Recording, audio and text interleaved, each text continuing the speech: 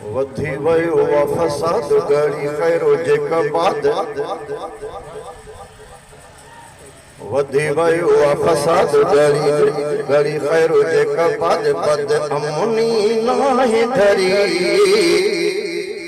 full बाहू ऐ दौड़ तंगवाणी तेरा मोड़ जिते किथे वैया बाह भरी फुल बाहू ऐ दौड़ तंगवाणी तेरा मोड़ जिते किथे वैया बाह भरी किथे घर में घेरा था कोट पुर हिंदू खड़न या गरीब पुर हिंदू खड़न या गरीब पुर जब रोड चली आए फिक्र झले था कोच पुर कटी टीटी पेस्तोल चाय गंज बोल नदवींदे दोस्त मरी फुल पाऊ आई तंगवाणी तेरा मोड़ किथे वैया बाह भरी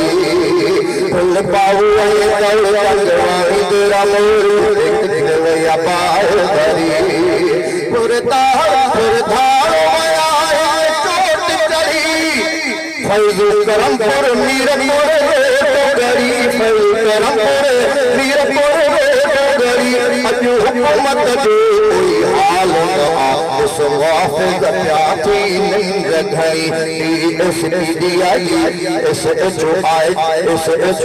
जी बात रही आकर नरी फुल पाऊ तंगवाणी तेरा मोड़ किथे वैया बाह भरी कंध कोट शिकारपुर तक रोस्तम मारूनी है निठे थी वजे तो तुम मारूनी है निठे थी वजे तो तुम पल मोल भी हुजे या फकीर हो राहवींगे खुद जीवी दुश्मन कर की सारी दहरी वठी भी नस दलाली कोई भी दावत न करी फुल पाऊ आई तंगवाणी तेरा मोड़ किथे वैया बाह भरी फुल पाऊ आई तंगवाणी तेरा मोड़ किथे वैया बाह भरी सकर खंड सोलर कौन ताई रख पांजी बना मेरा पुसाई रख पांजी बना मेरा पुसाई हर ईद द्वार घर को बने जैसी ताई कंबर का अगर भी तुझे को सफर गण तन मंझली दबरी फुल पाऊ आई तंगवाणी तेरा मोड़ किथे वैया बाह भरी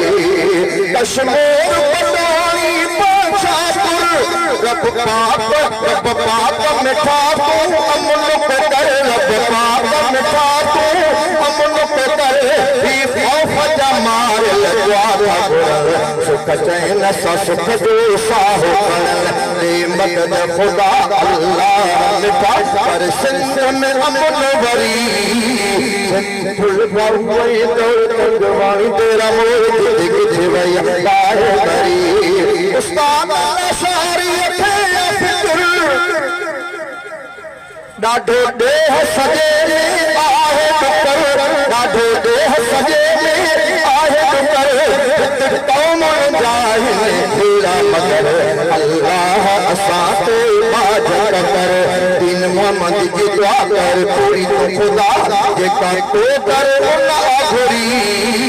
फुल पाऊ आई तंगवाणी तेरा मोड़ किथे वैया बाह भरी वधी वयो फसाद गड़ी खैरो जेका बाद बद अमनी नाहे धरी फुल पाऊ आई तंगवाणी तेरा मोड़ किथे वैया